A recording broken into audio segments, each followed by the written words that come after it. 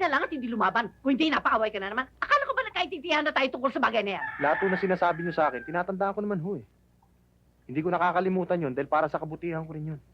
Eh kung tatanggalin niyo sa akin ang pagtatanggol sa pamilya natin, eh para ano pa silbi ko? Hindi ba naglagay ng dilata sa bago? Akin yan. Ilabas mo na, birthday ko eh. O ano ngayon kung birthday mo? Saka ba nakakita ng kaaway na tumutulong sa kapwa niya kaaway? Ang kakapal niyo rin ano? Baka hindi ako makapagpigil sa'yo, abuti ka na naman. Oh, bye bye bye! Para ka naman sasapak ng patay.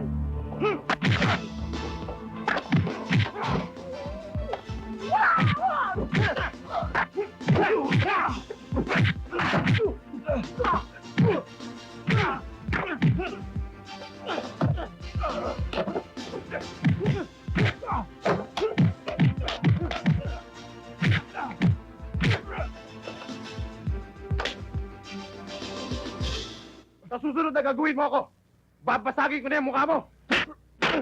Tanda mo yan, ha?